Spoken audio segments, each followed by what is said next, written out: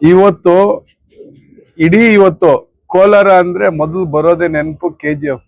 ಯಾಕಂದ್ರೆ ಇವತ್ತು international level ಅಲ್ಲಿ KGF ನೇ ಬರೋದು, ಅದನ್ನ ಫಸ್ಟ್ ತಿಳ್ಕೊಳ್ರಿ. ಹಾಗಾಗಿ ನಮ್ಗೆ ಇವತ್ತು KGF ಅಂದ್ರೆ ನಾವು ಇಲ್ಲೇ ಗಡಿ ಭಾಗದಲ್ಲೇ ಇರೋರು, ಹಾಗಾಗಿ ನಮ್ಗೆ ಕೋಲಾರ KGF ಅಂದ್ರೆ ಬಹಳ ಪ್ರೀತಿ ಇದೆ. ಸೊ ಹಾಗಾಗಿ ಇವತ್ತು ಇಲ್ಲಿ ಜಿಲ್ಲಾಧ್ಯಕ್ಷರಾಗಿ ನಾವು ನಮ್ಮ ರವಿಕುಮಾರ್ ಅವ್ರನ್ನ ಆಯ್ಕೆ ಮಾಡಿದೀವಿ. ಸೊ ಮುಂದಿನ ದಿನಮಾನಗಳಲ್ಲಿ ಒಳ್ಳೆ ಇಲ್ಲಿ ಸಂಘಟನೆ ಆಗುತ್ತೆ ಅನ್ನೋದು ನಾವು ಯೋಚನೆ ಮಾಡ್ತೇವೆ. ಮತ್ತೆ ಅದೇ ರೀತಿ ಮಾಡ್ಬೇಕು ಅಂತಾನು ನಾವು ಈಗಾಗ್ಲೇ ಅವ್ರಿಗೆ ಆದೇಶ ಕೊಟ್ಟಿದ್ದೀವಿ.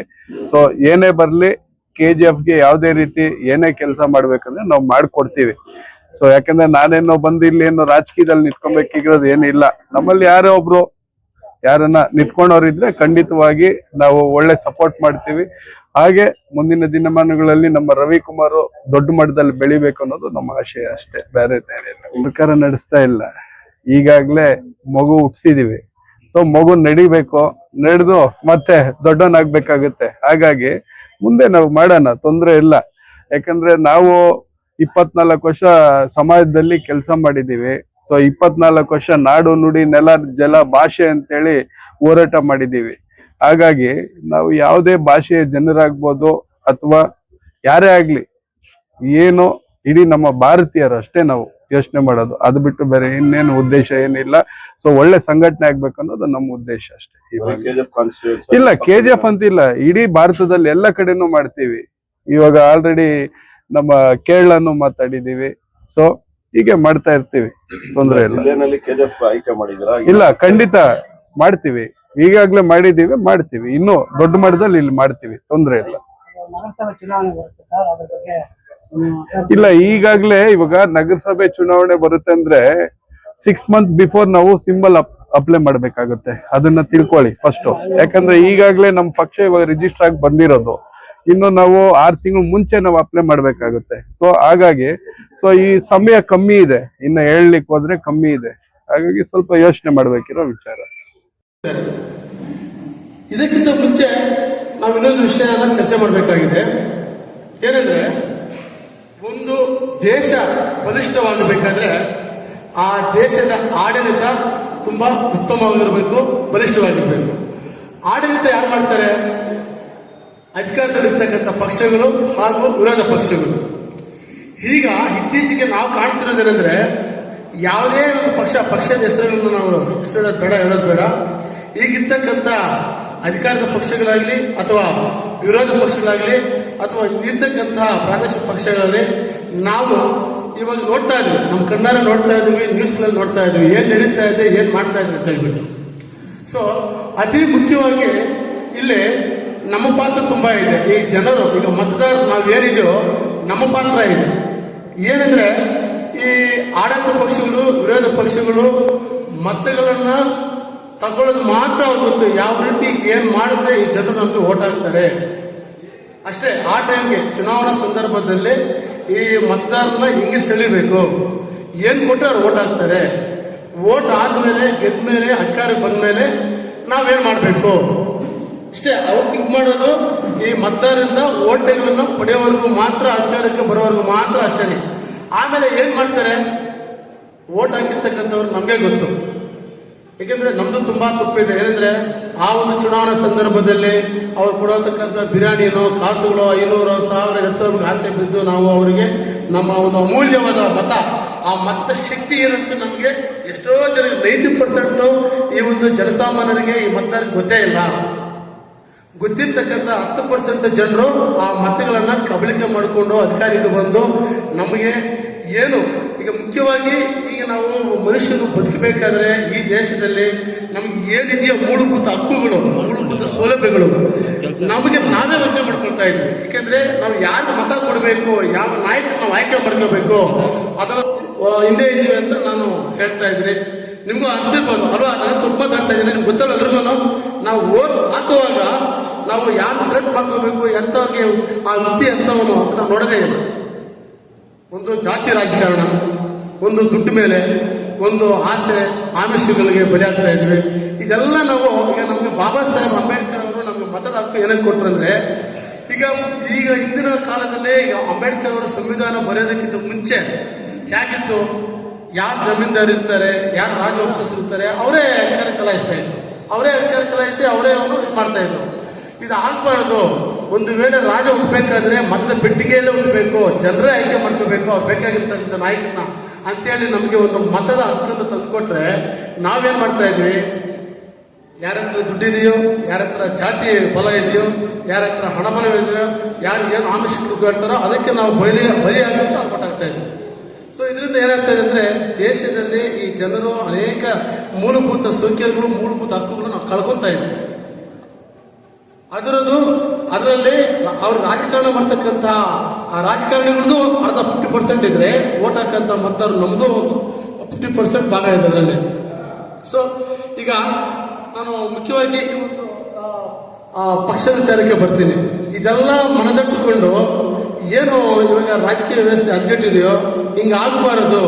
ಈ ಕೆಲವೊಂದು ಮನೆತನಗಳು ಮಾತ್ರ ಸೀಮಿತ ಆಗುತ್ತೆ. ಮಗ ಆದ್ಮೇಲೆ ಯಾರೋ ಒಬ್ಬ MLA ಮಿನಿಸ್ಟರ್ ಇರ್ತಾರೆ, ಅವ್ರ ಮಗಳಿಗೆ ಸೀಟ್ ಬೇಕು, ಅವ್ರ ಮಗಳಿಗೆ ಸೀಟ್ ಬೇಕು, ಅವ್ರ ಹಳ್ಳಿಗೆ ಸೀಟ್ ಬೇಕು, ಅವ್ರ ವಂಶದಲ್ಲೇ ಅವ್ರ ಕುಟುಂಬದಲ್ಲೇ ಬೇಕು, ಅವರೇ ಬೆಳಿಬೇಕು.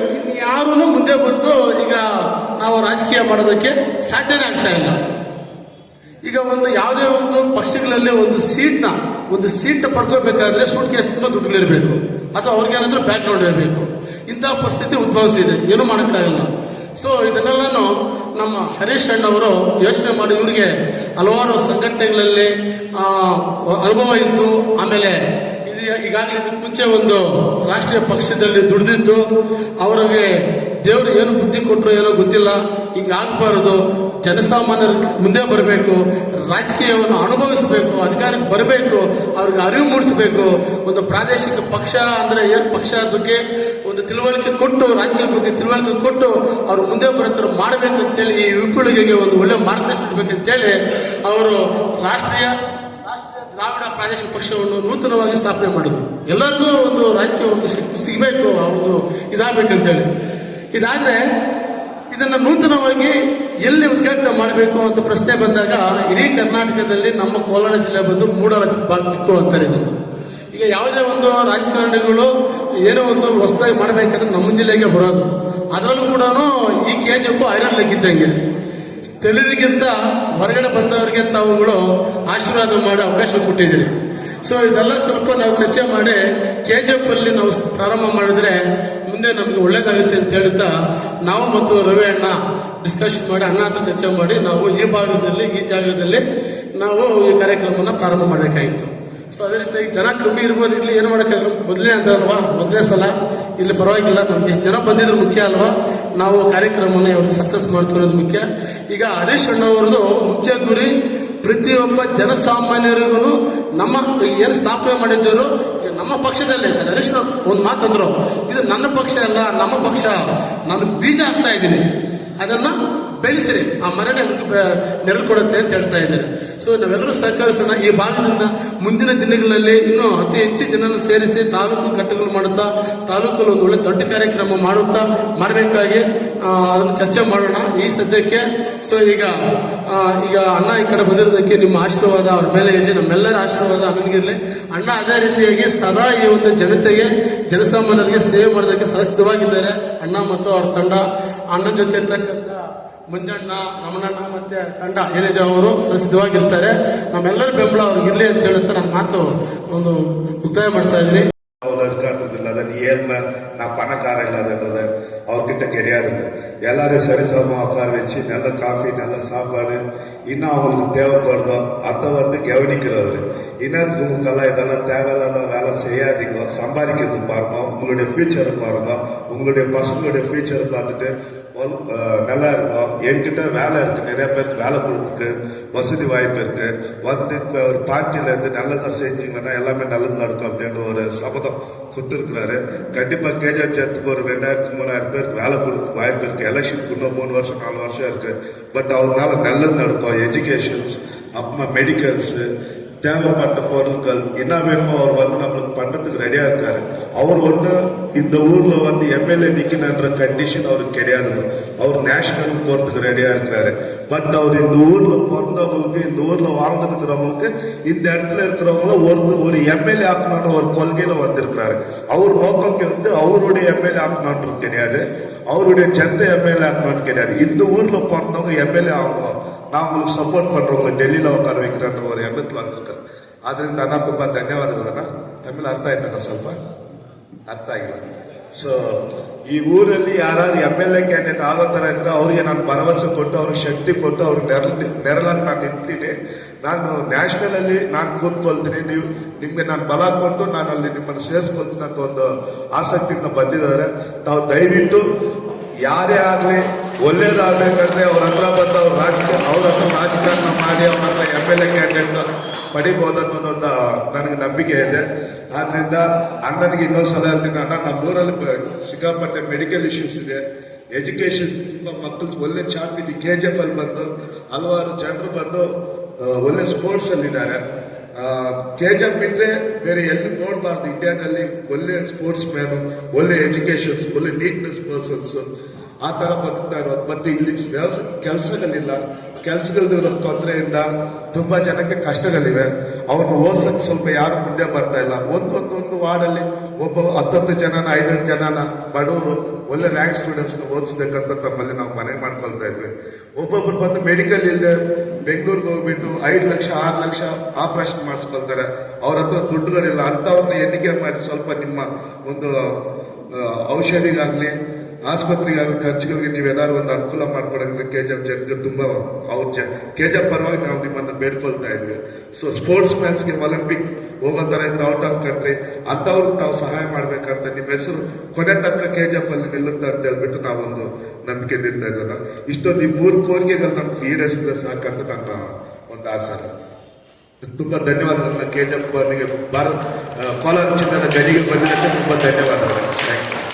For all NCERT, CBSE textbooks, guides, PUC, ITI, BE textbooks, guides and classmate notes, and for all the types of stationery available only at Satya Bookstore, opposite to Karur Vaishya ATM, Aladamara, Bemmal Nagar, KGF. For more details, contact 8073962145. 100% pure and clean. No compromise. Best quality, family restaurant. 100% Hambur and Dindukal styled biryani. 100% Venus biryani. Near Government Maternity Hospital, Maharaja Road, Robertson Peak. Maruti exclusive Nexa car showroom at Bangarpet. Experience innovation, luxury and excellence like never before. For sale and service, Maruti Nexa cars. Location, Nexa Studio, Bangarpet. Contact phone number 9036053347 or 8884471174.